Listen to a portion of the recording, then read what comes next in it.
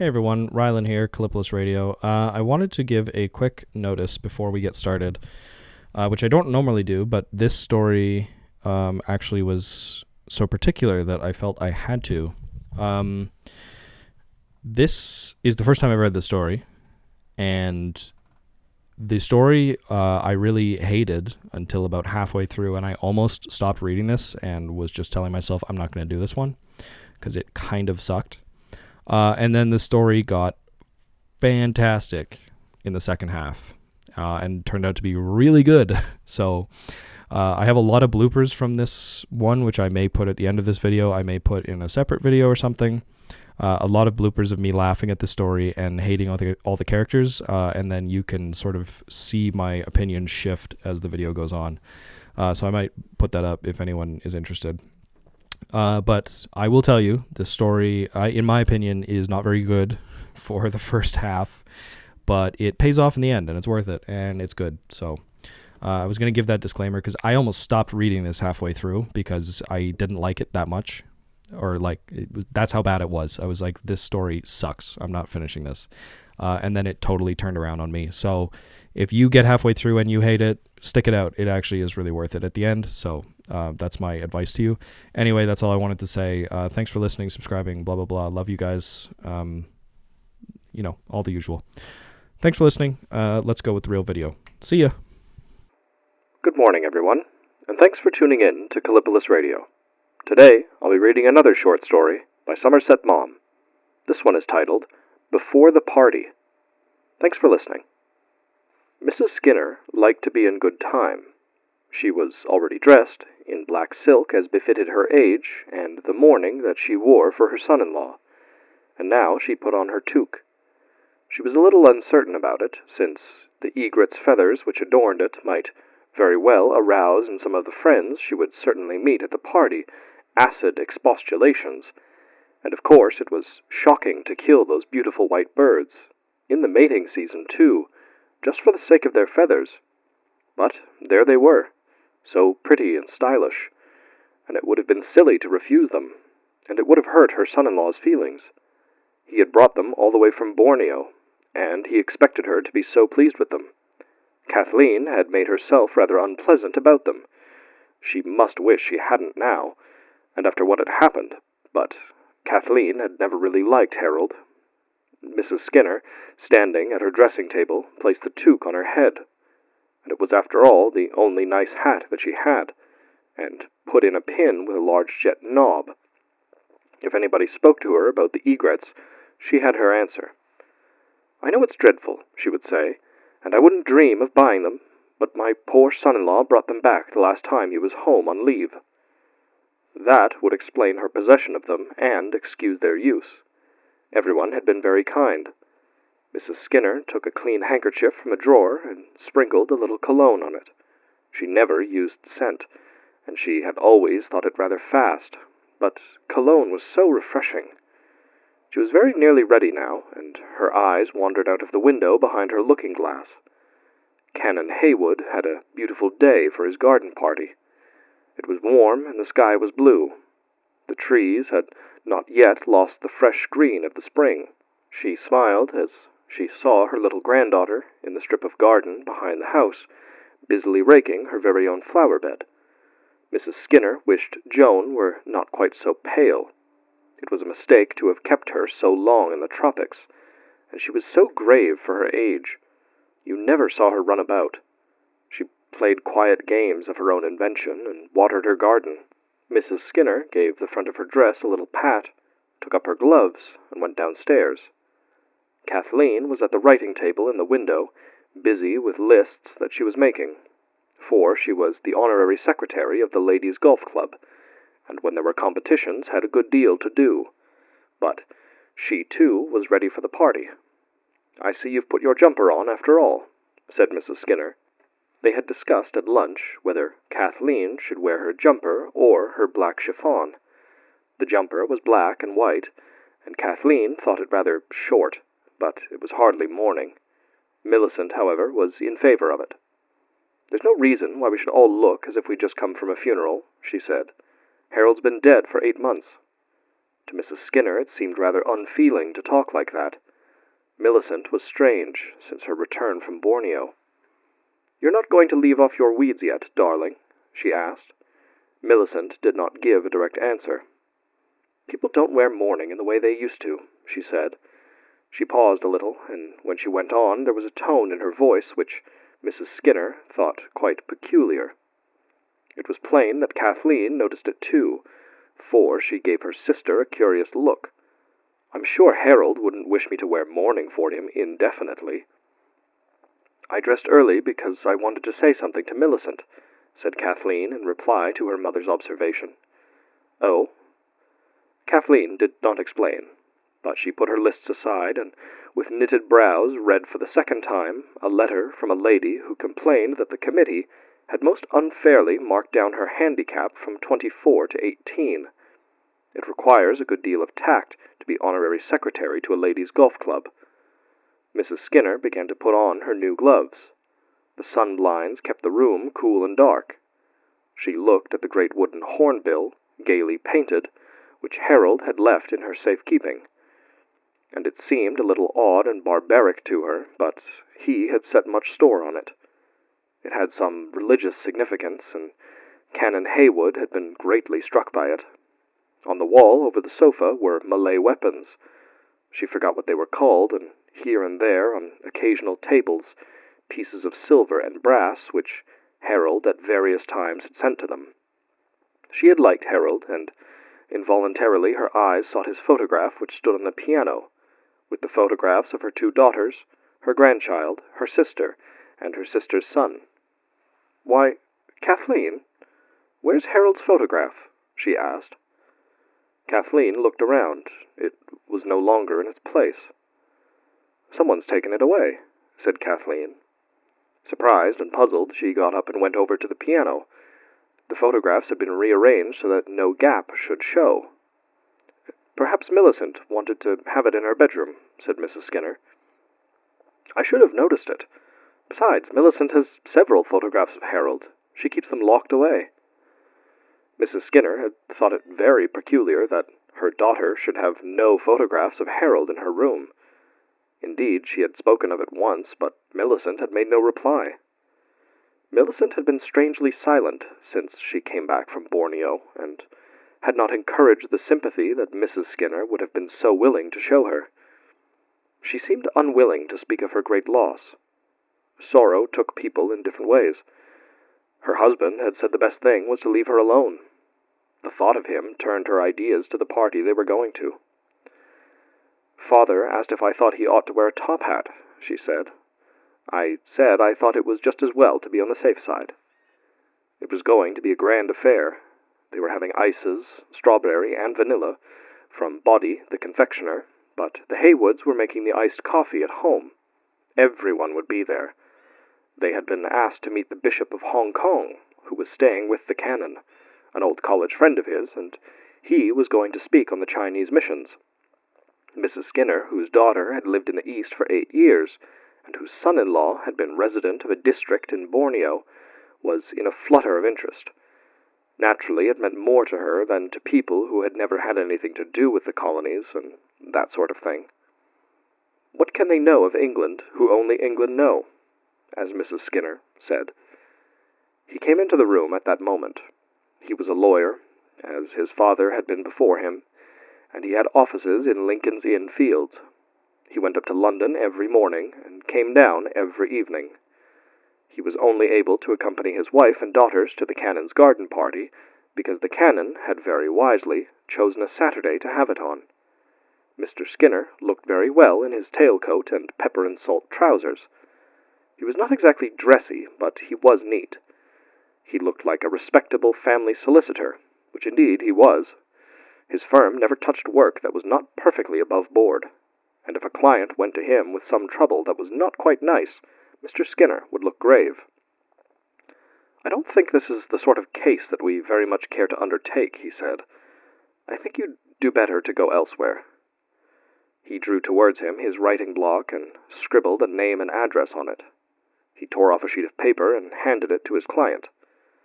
"If I were you, I think I would go and see these people. If you mention my name, I believe they'll do anything they can for you." Mr. Skinner was clean-shaven and very bald. His pale lips were tight and thin, but his blue eyes were shy. He had no color in his cheeks, and his face was much lined. "I see you've put on your new trousers," said Mrs. Skinner. "I thought it would be a good opportunity," he answered. "I was wondering if I should wear a buttonhole." "I wouldn't, Father," said Kathleen. "I don't think it's awfully good form." "A lot of people will be wearing them," said Mrs. Skinner. "Only clerks, and people like that," said Kathleen. "The Haywoods have had to ask everybody you know. And besides, we're in mourning." "I wonder if there'll be a collection after the bishop's address," said Mr. Skinner. "I should hardly think so," said Mrs. Skinner. "I think it would be rather bad form," agreed Kathleen. "It's as well to be on the safe side," said Mr. Skinner. "I'll give for all of us. I was wondering if 10 shillings would be enough, or if I must give £1. "If you give anything, I think you ought to give £1, Father," said Kathleen. "I'll see when the time comes. I don't want to give less than anyone else, but on the other hand, I see no reason to give more than I need." Kathleen put away her papers in the drawer of the writing table and stood up. She looked at her wristwatch. "Is Millicent ready?" asked Mrs. Skinner. "There's plenty of time. We're only asked at 4, and I don't think we ought to arrive much before 1:30. I told Davis to bring the car around at 4:15. Generally, Kathleen drove the car, but on grand occasions like this, Davis, who was the gardener, put on his uniform and acted as chauffeur. It looked better when you drove up, and naturally Kathleen didn't much want to drive herself when she was wearing her new jumper. The sight of her mother forcing her fingers one by one into her new gloves reminded her that she must put on her own. She smelt them to see if any odor of the cleaning still clung to them. It was very slight. She didn't believe that anyone would notice. At last the door opened and Millicent came in. She wore her widow's weeds. Mrs. Skinner never could get used to them, but of course she knew that Millicent must wear them for a year. It was a pity they didn't suit her. They suited some people. She had tried on Millicent's bonnet once, with its white band and long veil, and thought she looked very well in it. Of course, she had hoped that dear Alfred would survive her, but if he didn't, she would never go out of weeds. Queen Victoria never had. It was different for Millicent. Millicent was a much younger woman. She was only 36, and it was very sad to be a widow at 36. And there wasn't much chance of her marrying again. Kathleen wasn't very likely to marry now. She was 35. Last time Millicent and Harold had come home, she had suggested that they should have Kathleen to stay with them. Harold had seemed willing enough, but Millicent said it wouldn't do. Mrs. Skinner didn't know why not. It would give her a chance. Of course, they didn't want to get rid of her, but a girl ought to marry, and somehow all the men they knew at home were married already. Millicent said the climate was trying. Now, it was true she was a bad color. No one would think now that Millicent had been the prettier of the two. Kathleen had fined down as she grew older. Of course, some people said she was too thin, but now that she had cut her hair, with her cheeks red from playing golf in all weathers, Mrs. Skinner thought her quite pretty. But no one could say that of poor Millicent. She had lost her figure completely. She had never been tall, and now that she had filled out, she looked stocky. She was a good deal too fat. Mrs. Skinner supposed it was due to the tropical heat that prevented her from taking exercise. Her skin was sallow and muddy, and her blue eyes, which had been her best feature, had gone rather pale. She ought to do something about her neck, Mrs. Skinner reflected.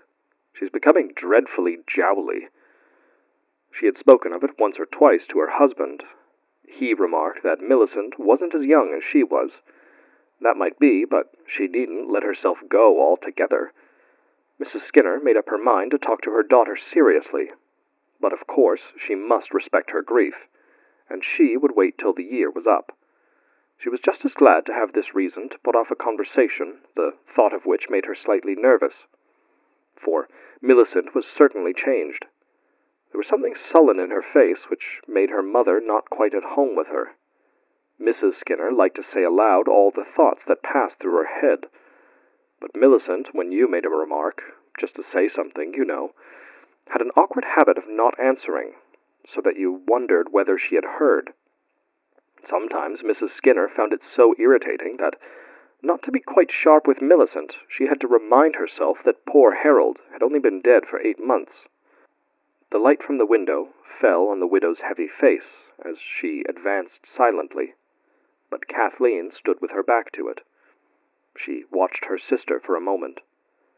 "Millicent, there's something I want to say to you," she said. "I was playing golf with Gladys Haywood this morning." "Did you beat her?" asked Millicent. Gladys Haywood was the Canon's only unmarried daughter. "She told me something about you which I think you ought to know." Millicent's eyes passed beyond her sister to the little girl watering flowers in the garden. "Have you told Annie to give Joan her tea in the kitchen, Mother?" she said. "Yes, she'll have it when the servants have theirs." Kathleen looked at her sister coolly. "The bishop spent 2 or 3 days at Singapore on his way home," she went on. "He's very fond of traveling. He's been to Borneo, and he knows a good many of the people that you know." "Oh, he'll be interested to see you, dear," said Mrs. Skinner. "Did he know poor Harold?" "Yes, he met him at Kuala Salor. He remembers him very well. He says he was shocked to hear of his death." Millicent sat down and began to put on her black gloves. It seemed strange to Mrs. Skinner that she received these remarks with complete silence. "Oh, Millicent," she said, "Harold's photo has disappeared. Have you taken it?" "Yes, I put it away." "I should have thought you'd like to have it out." Once more, Millicent said nothing. It really was an exasperating habit. Kathleen turned slightly in order to face her sister. "Millicent, why did you tell us that Harold died of fever?" The widow made no gesture. She looked at Kathleen with steady eyes, but her sallow skin darkened with a flush. She did not reply. "What do you mean, Kathleen?" asked Mr. Skinner with surprise. "The bishop says that Harold committed suicide." Mrs. Skinner gave a startled cry, but her husband put out a deprecating hand. "Is it true, Millicent?" "It is." "But why didn't you tell us?" Millicent paused for an instant. She fingered idly a piece of Brunei brass which stood on the table by her side. That, too, had been a present from Harold.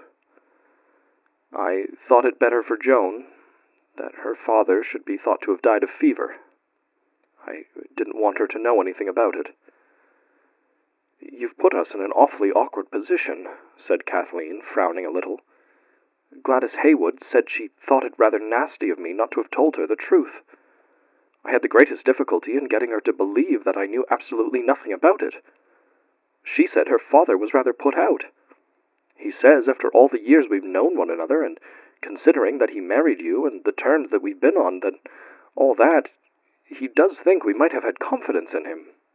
And at all events, if we didn't want to tell him the truth, we needn't have told him a lie." "I must say I sympathize with him there," said Mr. Skinner acidly. "Of course, I told Gladys that we weren't to blame. We only told them what you told us." "I hope it didn't put you off your game," said Millicent. "Really, my dear, I think that is a most improper observation," exclaimed her father. He rose from his chair, walked over to the empty fireplace, and from force of habit stood in front of it with parted coat-tails. "It was my business," said Millicent. "And if I choose to keep it to myself, I didn't see why I shouldn't." "It doesn't look as if you had any affection for your mother, if you didn't even tell her," said Mrs. Skinner. Millicent shrugged her shoulders. "You might have known it was bound to come out," said Kathleen. "Why? I didn't expect that 2 gossiping old parsons would have nothing else to talk about than me. When the bishop said he'd been to Borneo, it's only natural that the Haywoods should ask him if he knew you and Harold." "All that's neither here nor there," said Mr. Skinner. "I think you should certainly have told us the truth, and we could have decided what was the best thing to do. As a solicitor, I can tell you that in the long run it only makes things worse if you attempt to hide them." "Poor Harold," said Mrs. Skinner, and the tears began to trickle down her raddled cheeks. "It seems dreadful." He was always such a good son-in-law to me. Whatever induced him to do such a dreadful thing? The climate. I think you'd better give us all the facts, Millicent, said her father. Kathleen will tell you. Kathleen hesitated. What she had to say really was rather dreadful. It seemed terrible that such things should happen to a family like theirs. The bishop says he cut his throat. Mrs. Skinner gasped, and she went impulsively up to her bereaved daughter. She wanted to fold her in her arms. "My poor child," she sobbed, but Millicent withdrew herself. "Please don't fuss me, Mother. I really can't stand being mauled about." "Really, Millicent," said Mr. Skinner with a frown. He did not think she was behaving very nicely. Mrs. Skinner dabbed her eyes carefully with her handkerchief, and with a sigh and a little shake of her head, returned to her chair. Kathleen fidgeted with the long chain she wore around her neck. "It does seem rather absurd that I should have to be told the details of my brother-in-law's death by a friend. It makes us all look such fools. The bishop wants very much to see you, Millicent. He wants to tell you how much he feels for you." She paused, but Millicent did not speak. "He says that Millicent has been away with Joan, and when she came back she found poor Harold lying dead on his bed." "It must have been a great shock," said Mr. Skinner. Mrs. Skinner began to cry again, but Kathleen put her hand gently on her shoulder. "Don't cry, Mother," she said. "It'll make your eyes red, and people will think it's so funny." They were all silent while Mrs. Skinner, drying her eyes, made a successful effort to control herself. It seemed very strange to her that at this very moment she should be wearing in her toque the egrets that poor Harold had given her. "There's something else I ought to tell you," said Kathleen. Millicent looked at her sister again, without haste, and her eyes were steady but watchful. She had the look of a person who is waiting for a sound which he is afraid of missing. "I don't want to say anything to wound you, dear," Kathleen went on, "but there's something else, and I think you ought to know it.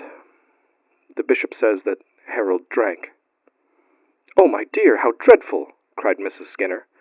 "What a shocking thing to say! Did Gladys Haywood tell you? What did you say?" "I said it was entirely untrue." "This is what comes of making secrets of things," said Mr. Skinner irritably. "It's always the same. If you try and hush a thing up, all sorts of rumors get about, which are 10 times worse than the truth. They told the bishop in Singapore that Harold had killed himself while he was suffering from delirium tremens. I think for all our sakes you ought to deny that, Millicent." "It's such a dreadful thing to have said about anyone who's dead," said Mrs. Skinner, "and it'll be so bad for Joan when she grows up." "But what's the foundation of this story, Millicent?" asked her father. "Harold was always very abstemious." "Here," said the widow. "Did he drink?" "Like a fish." The answer was so unexpected, and the tone so sardonic, that all three of them were startled. "Millicent, how can you talk like that of your husband when he's dead?" cried her mother, clasping her neatly gloved hands. "I can't understand you. You've been so strange since you came back. I could never have believed that a girl of mine could take her husband's death like that." "Never mind about that, Mother," said Mr. Skinner. "We can go into all that later." He walked to the window and looked out at the sunny little garden, and then walked back into the room. He took his pince-nez out of his pocket, and, though he had no intention of putting them on, wiped them with his handkerchief. Millicent looked at him, and in her eyes, unmistakably, was a look of irony which was quite cynical. Mr. Skinner was vexed. He had finished his week's work, and he was a free man until Monday morning. Though he had told his wife that this garden party was a great nuisance, and he would much sooner have tea quietly in his own garden, he had been looking forward to it. He did not care very much about Chinese missions, but it would be interesting to meet the bishop. And now this! It was not the kind of thing he cared to be mixed up in. It was most unpleasant to be told on a sudden that his son-in-law was a drunkard and a suicide. Millicent was thoughtfully smoothing her white cuffs. Her coolness irritated him, but instead of addressing her, he spoke to his younger daughter. "Why don't you sit down, Kathleen? Surely there are plenty of chairs in the room." Kathleen drew forward a chair, and without a word, seated herself. Mr. Skinner stopped in front of Millicent and faced her. "Of course I see why you told us Harold had died of fever. I think it was a mistake, because that sort of thing is bound to come out sooner or later. I don't know how far what the bishop has told the Haywoods coincides with the facts, but if you will take my advice, you will tell us everything, as circumstantially as you can. Then we can see. We can't hope that it will go no further now that Canon Haywood and Gladys know. In a place like this, people are bound to talk. It will make it easier for all of us if we, at all events, know the exact truth." Mrs. Skinner and Kathleen thought he put the matter very well. They waited for Millicent's reply. She had listened with an impassive face. That sudden flush had disappeared, and it was, once more, as usual, pasty and sallow. "I don't think you'll much like the truth if I tell you," she said. "You must know that you can count on our sympathy and understanding," said Kathleen gravely. Millicent gave her a glance, and the shadow of a smile flickered across her set mouth. She looked slowly at the three of them. Mrs. Skinner had an uneasy impression that she looked at them as though they were mannequins at a dressmaker's. She seemed to live in a different world from theirs, and to have no connection with them. "You know, I wasn't in love with Harold when I married him," she said reflectively. Mrs. Skinner was on the point of making an exclamation when a rapid gesture of her husband, barely indicated, but after so many years of married life perfectly significant, stopped her. Millicent went on. She spoke with a level voice, slowly, and there was little change of expression in her tone. "I was 27, and no one else seemed to want to marry me. It's true he was 44, and seemed rather old, but he had a very good position, hadn't he? I wasn't likely to get a better chance." Mrs. Skinner felt inclined to cry again, but she remembered the party. "Of course, I see now why you took his photograph away," she said dolefully. "Don't, Mother," exclaimed Kathleen. It had been taken when he was engaged to Millicent, and it was a very good photograph of Harold. Mrs. Skinner had always thought him quite a fine man. He was heavily built, tall, and perhaps a little too fat, but he held himself well, and his presence was imposing. He was inclined to be bald, even then, but men did go bald very early nowadays, and he said that toupees and sun helmets, were very bad for the hair. He had a small, dark mustache, and his face was deeply burned by the sun. Of course, his best feature was his eyes. They were brown and large, like Joan's.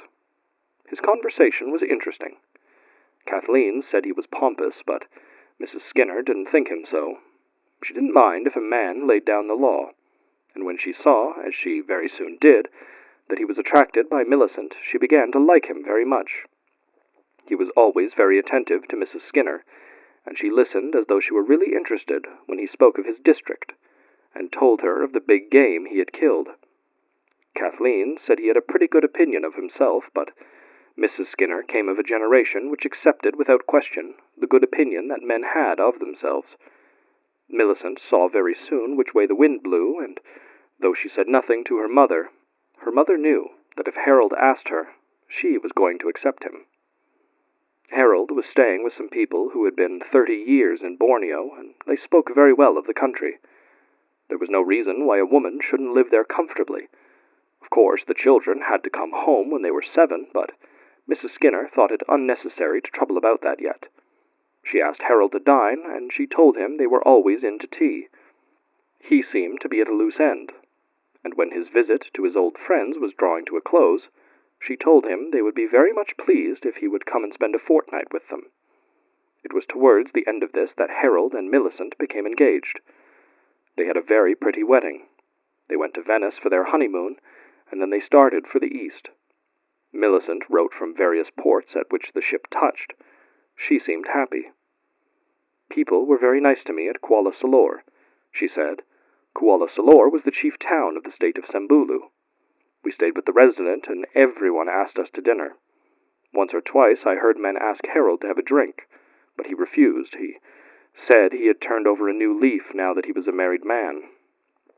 I don't know why they laughed. Mrs. Gray, the resident's wife, told me they were all so glad that Harold was married. She said it was dreadfully lonely for a bachelor on one of the outstations. When we left Kuala Solor, Mrs. Gray said goodbye to me so funnily that I was quite surprised.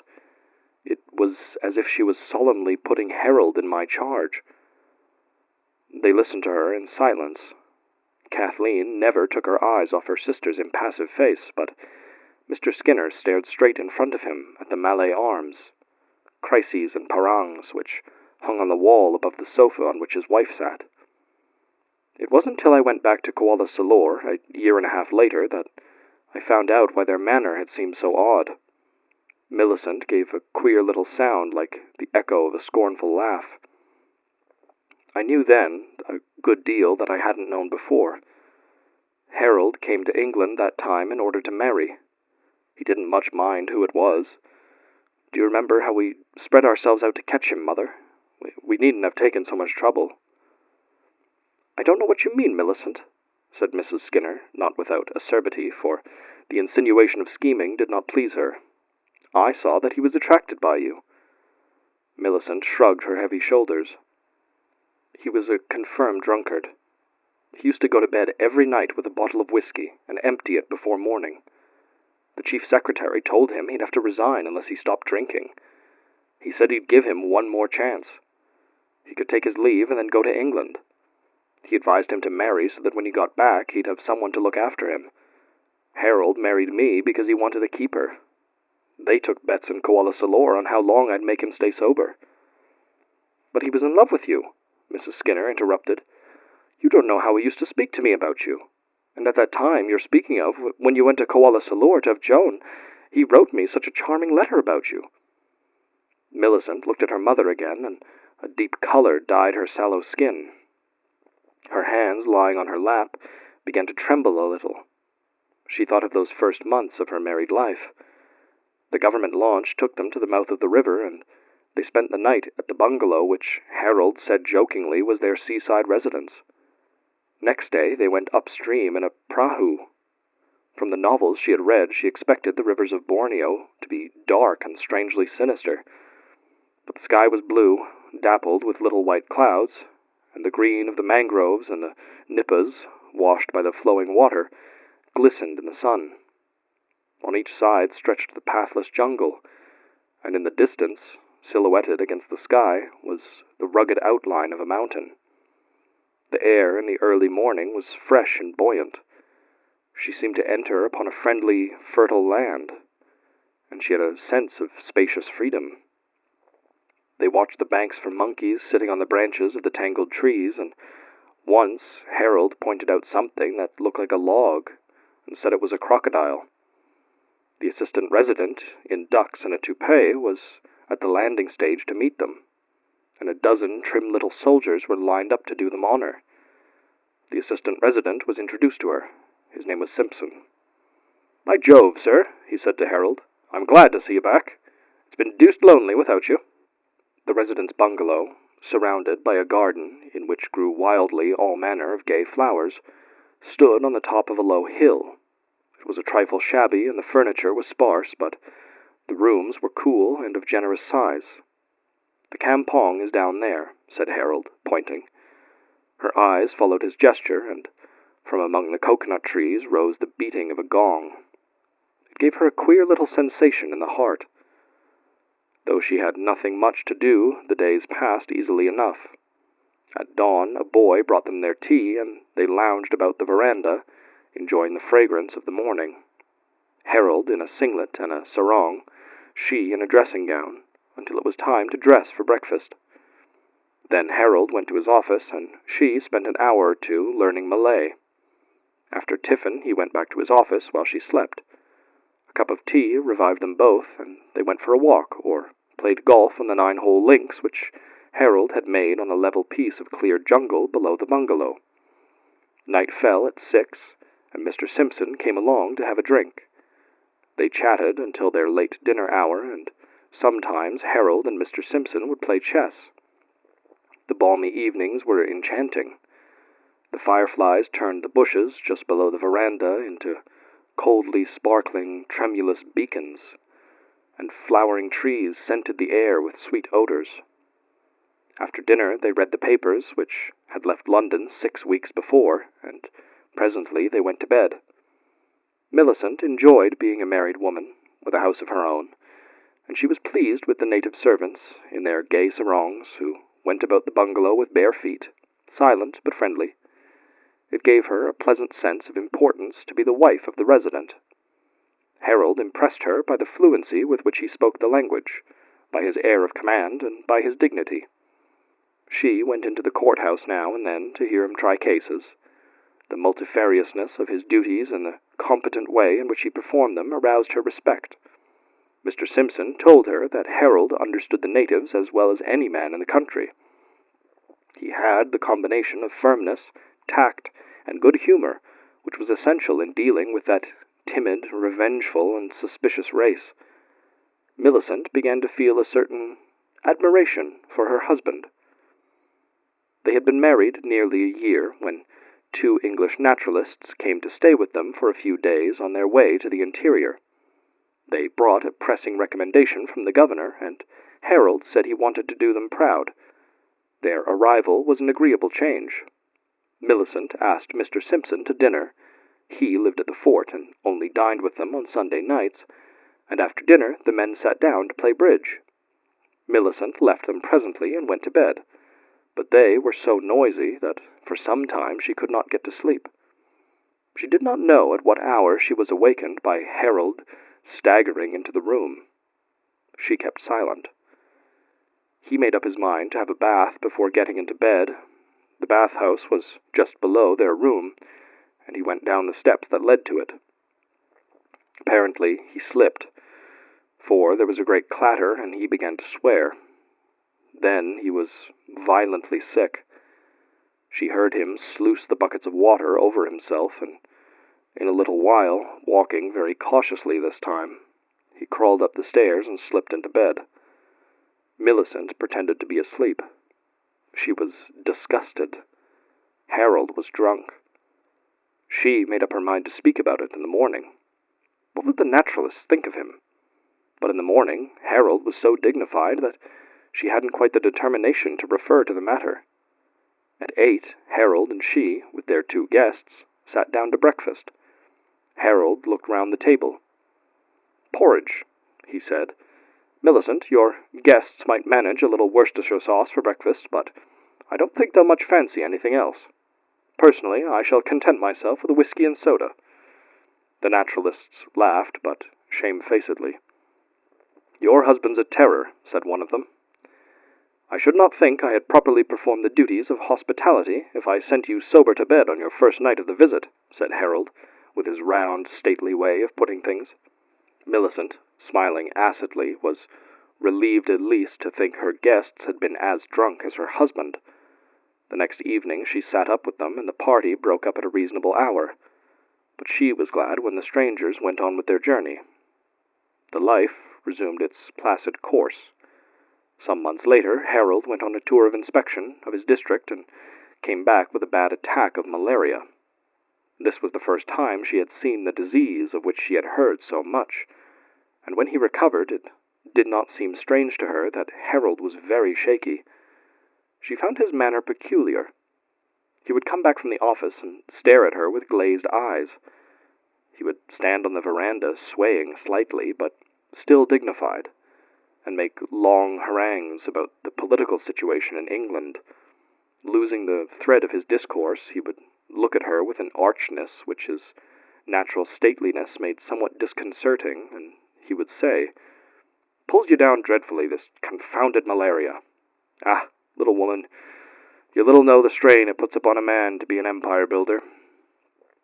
She thought that Mr. Simpson began to look worried, and once or twice when they were alone he seemed on the point of saying something to her, which his shyness at the last moment prevented.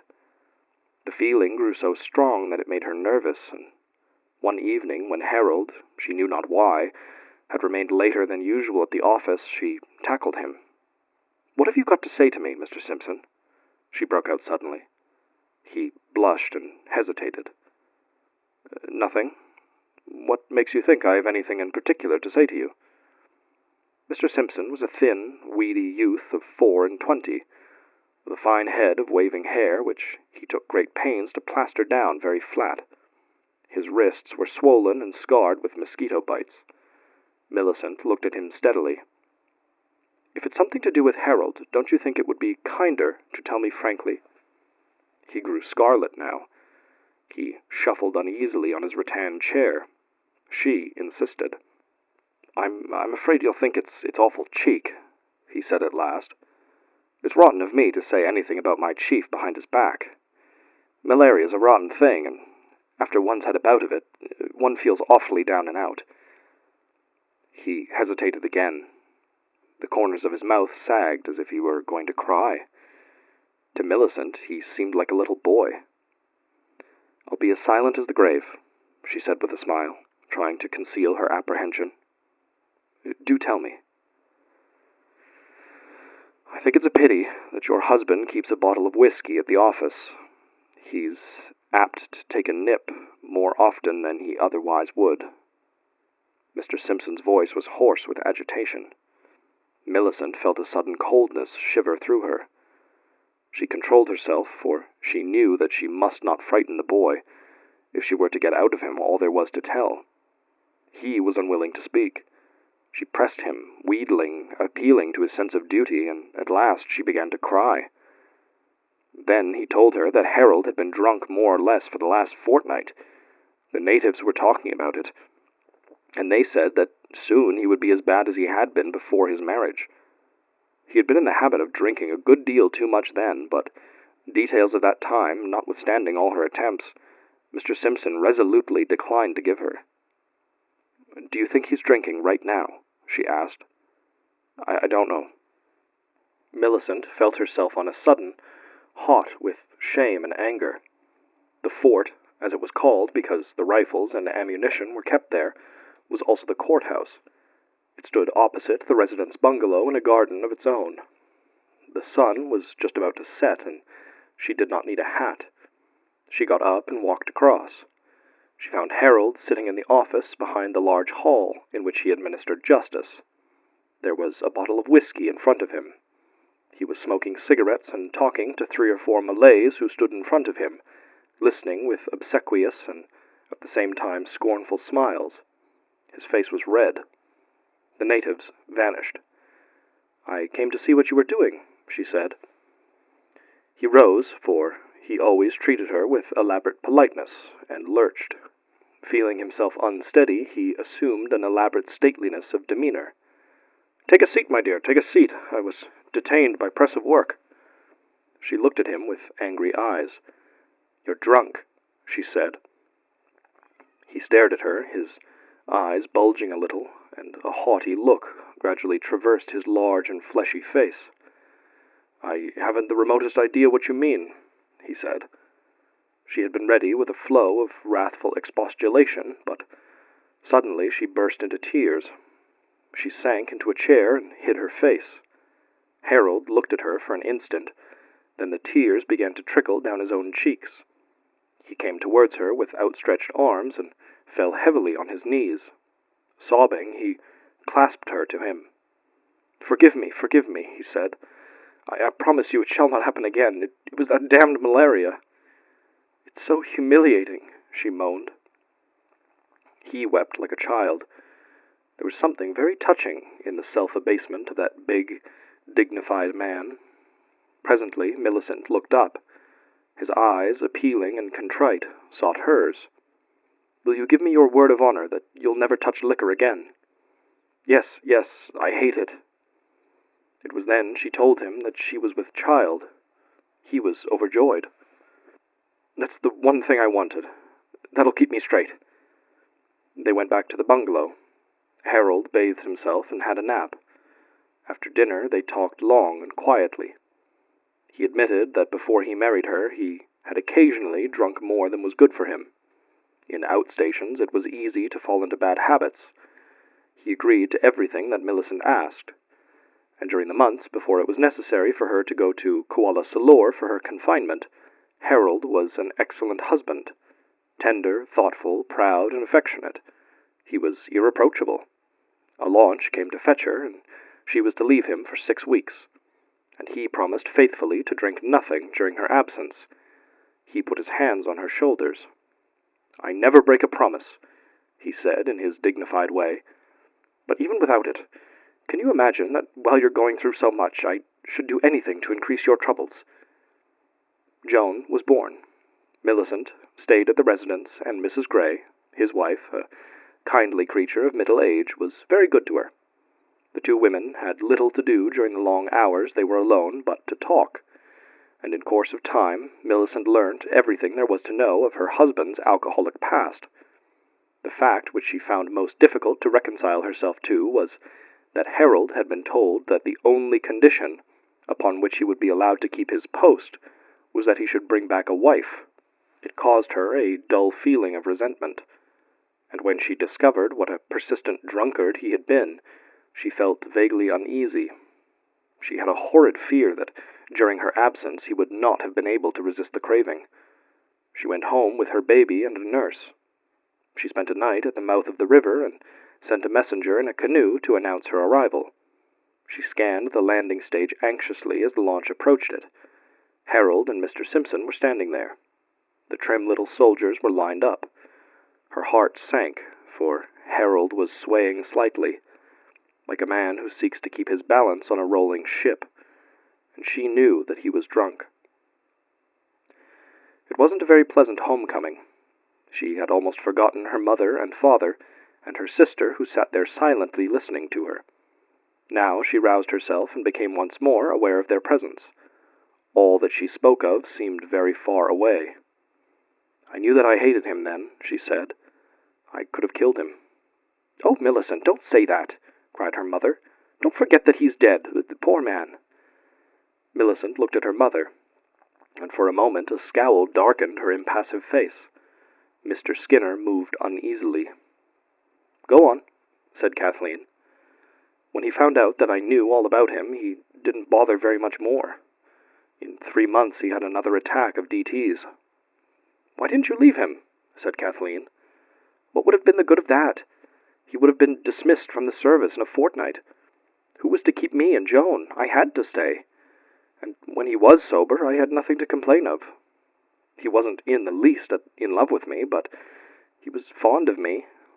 I hadn't married him because I was in love with him, but because I wanted to be married. I did everything I could to keep liquor from him. I managed to get Mr. Gray to prevent whiskey being sent from Kuala Salur, but then he just got it from the Chinese. I watched him as a cat watches a mouse. He was too cunning for me. In a little while he had another outbreak. He neglected his duties, and I was afraid that complaints would be made. We were 2 days from Kuala Salur, and that was our safeguard, but I suppose something was said, for Mr. Gray wrote a private letter of warning to me. I showed it to Harold. He stormed and blustered, but I saw that he was frightened. For 2 or 3 months he was quite sober. Then he began again, and so it went on until our leave became due. Before we came to stay here, I begged and prayed him to be careful. I didn't want any of you to know what sort of man I had married. All the time he was in England, he was all right, and before we sailed, I warned him. He'd grown to be very fond of Joan, and very proud of her, and she was devoted to him. She always liked him better than she liked me. I asked him if he wanted to have his child grow up knowing that he was a drunkard, and I found out that at last I'd got a hold on him. The thought terrified him. I told him that I wouldn't allow it, and if he ever let Joan see him drunk, I'd take her away from him at once. Do you know, he grew quite pale when I said it. I fell on my knees that night and thanked God, because I'd found a way of saving my husband. He told me that if I would stand by him, he would have another try. We made up our minds to fight the thing together. He tried so hard. When he felt as though he must drink, he came to me. You know, he was inclined to be rather pompous. With me, he was so humble. He was like a child. He depended on me. Perhaps he didn't love me when he married me, but he loved me then, me and Joan. I'd hated him because of the humiliation, because when he was drunk and tried to be dignified and impressive, he was loathsome. But now I got a strange feeling in my heart. It wasn't love, but it was a queer, shy tenderness. He was something more than my husband. He was like a child that I'd carried under my heart for long and weary months. He was so proud of me. You know, I was proud too. His long speeches didn't irritate me anymore, and I only thought his stately ways rather funny and charming. At last we won. For 2 years. He never touched a drop. He lost his craving entirely. He was even able to joke about it. Mr. Simpson had left us then, and we had another young man called Francis. "I'm a reformed drunkard, you know, Francis," Harold said to him once. "If it hadn't been for my wife, I'd have been sacked long ago. I've got the best wife in the world, Francis." You don't know what it meant to me to hear him say that. I felt that all I'd gone through was worthwhile. I was so happy. She was silent. She thought of the broad, yellow, and turbid river on whose banks she had lived so long. The egrets, white and gleaming in the tremulous sunset, flew down the stream in a flock, flew low and swift and scattered. They were like a ripple of snowy notes, sweet, pure, and spring-like, which an unseen hand drew forth, a divine arpeggio from an unseen harp. They fluttered along between the green banks, wrapped in the shadows of evening, just like the happy thoughts of a contented mind. Then Joan fell ill. For 3 weeks we were very anxious. There was no doctor nearer than Kuala Salor, and we had to put up with the treatment of a native dispenser. When she grew well again, I took her down to the mouth of the river in order to give her a breath of sea air. We stayed there for a week, and it was the first time that I had been separated from Harold since I went away to have Joan. There was a fishing village on piles not far from us, but really we were quite alone. I thought a great deal about Harold, so tenderly, and, well, all at once I knew that I loved him. I was so glad when the prahu came to fetch us back, because I wanted to tell him. I thought it would mean a good deal to him. I can't tell you how happy I was, and as we rowed upstream, the headman told me that Mr. Francis had to go up country to arrest a woman who had murdered her husband. He had been gone a couple of days. I was surprised that Harold was not on the landing stage to meet me. He was always very punctilious about that sort of thing. He used to say that husband and wife should treat one another as politely as they treated acquaintances, and I could not imagine what business had prevented him. I walked up the little hill on which the bungalow stood. The ayah brought Joan behind me, and the bungalow was strangely silent. There seemed to be no servants about, and I could not make it out. I wondered if Harold hadn't expected me so soon and was out. I went up the steps. Joan was thirsty, and the ayah took her to the servants' quarters to give her something to drink. Harold was not in the sitting room. I called him, but there was no answer. I was disappointed because I should have liked him to be there. I went into our bedroom. Harold wasn't out after all. He was lying on the bed, asleep. I was really very much amused because he always pretended that he never slept in the afternoon. He said it was an unnecessary habit that we white people got into. I went up to the bed softly, and I thought I would have a joke with him. I opened the mosquito curtains, and he was lying on his back, with nothing on but a sarong. There was an empty whiskey bottle by his side, and he was drunk. It had begun again. All my struggles for so many years were wasted. My dream was shattered. It was all hopeless. I was seized with rage. Millicent's face grew once again darkly red, and she clenched the arms of the chair that she sat in. I took him by the shoulders, and I shook him with all my might. "You beast!" I cried. "You beast!" I was so angry, I don't know what I did. I don't know what I said. I kept on shaking him. You don't know how loathsome he looked, that large, fat man, half naked. He hadn't shaved for days, and his face was bloated and purple. He was breathing heavily. I shouted at him, but he took no notice. I tried to drag him out of bed, but he was too heavy. He lay there like a log. "Open your eyes," I screamed. I shook him again. I hated him. I hated him all the more because for a week I'd loved him with all my heart, and he'd let me down. He'd let me down. I wanted to tell him what a filthy beast he was. I could make no impression on him. "You shall open your eyes," I cried. I was determined to make him look at me. The widow licked her dry lips. Her breath seemed hurried. She was silent. "If he was in that state, I should have thought it best to let him go on sleeping," said Kathleen. There was a parang on the wall by the side of the bed. You know how fond Harold was of curios. "What's a parang?" said Mrs. Skinner. "Don't be silly, Mother," her husband replied irritably. "There's one on the wall immediately behind you." He pointed to the Malay sword on which for some reason his eyes had been unconsciously resting. Mrs. Skinner drew quickly into the corner of the sofa with a little frightened gesture, as though she had been told that a snake lay curled up beside her. Suddenly the blood spurted out from Harold's throat. There was a great red gash right across it. "Millicent!" cried Kathleen, springing up and almost leaping towards her. "What in God's name do you mean?" Mrs. Skinner stood staring at her with wide, startled eyes, her mouth open. The parang wasn't on the wall anymore. It was on the bed. Then Harold opened his eyes. They were just like Joan's.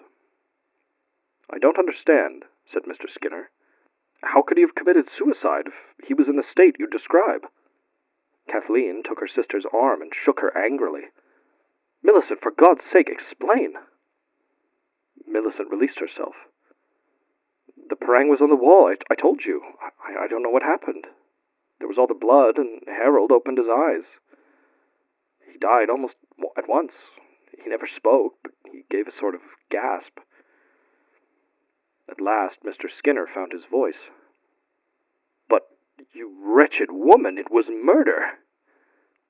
Millicent, her face mottled with red, gave him such a look of scornful hatred that he shrank back. Mr. Skinner cried out, "Millicent, you didn't do it, did you?" Then Millicent did something that made them all feel as though their blood were turned to ice in their veins. She chuckled. "I don't know who else did," she said. "My God," muttered Mr. Skinner. Kathleen had been standing bolt upright with her hands to her heart, as though its beating were intolerable. "And what happened then?" she said. "I screamed. I went to the window and flung it open. I called for the ayah. She came across the compound with Joan. 'Not Joan,' I cried. 'Don't let her come.' She called the cook and told him to take the child, and I cried to her to hurry. When she came, I showed her Harold. 'The Tuan's killed himself,' I cried. She gave a scream and ran out of the house. No one would come near. They were all frightened out of their wits. I wrote a letter to Mr. Francis telling him what had happened and asking him to come at once." "How do you mean you told him what had happened?" "I said that on my return from the mouth of the river, I'd found Harold with his throat cut. You know, in the tropics you have to bury people quickly. I got a Chinese coffin, and the soldiers dug a grave behind the fort. When Mr. Francis came, Harold had been buried for nearly 2 days. He was only a boy. I could do anything I wanted with him. I told him I'd found the parang in Harold's hand, and there was no doubt that he'd killed himself in an attack of delirium tremens. I showed him the empty bottle. The servant said he'd been drinking hard ever since I left to go to the sea. I told the same story at Kuala Salor. Everyone was very kind to me. The government even granted me a pension." For a little while nobody spoke. At last Mr. Skinner gathered himself together. "I'm a member of the legal profession. I'm a solicitor. I have certain duties. We've always had a most respectable practice. You've put me in a monstrous position." He fumbled, searching for the phrases that played at hide-and-seek in his scattered wits. Millicent looked at him with scorn. "What are you going to do about it?" "It was murder, that's what it was. Do you think I can possibly connive at it?" "Don't talk nonsense, Father," said Kathleen sharply. "You can't give up your own daughter." "You've put me in a monstrous position," he repeated. Millicent shrugged her shoulders again. You made me tell you. I've borne it long enough by myself. It was time that all of you bore it too." At that moment the door was opened by the maid. "Davis has brought the car round, sir," she said. Kathleen had the presence of mind to say something, and the maid withdrew. "We'd better be starting," said Millicent. "I can't go to the party now," cried Mrs. Skinner with horror. "I'm far too upset. How can we face the Haywoods? And the bishop will want to be introduced to you." Millicent made a gesture of indifference. Her eyes held their ironical expression. "We must go, Mother," said Kathleen. "It would look so funny if we stayed away." She turned on Millicent furiously. "Oh, I think the whole thing is such frightfully bad form." Mrs. Skinner looked helplessly at her husband. He went to her and gave her his hand to help her up from the sofa. "I'm afraid we must go, Mother," he said. "And me with the egrets in my toque that Harold gave me with his own hands." He led her out of the room. Kathleen followed close on their heels, and a step or two behind came Millicent. "You'll get used to it, you know," she said quietly. "At first I thought of it all the time, but now I forget it for 2 or 3 days together. It's not as if there's any danger." They did not answer. They walked through the hall and out of the front door. The 3 ladies got into the back of the car, and Mr. Skinner seated himself beside the driver. They had no self-starter, it was an old car, and Davis went to the bonnet to crank it up. Mr. Skinner turned round and looked petulantly at Millicent. "I ought never to have been told," he said. "I think it was most selfish of you." Davis took his seat, and they drove off to the Cannon's garden party.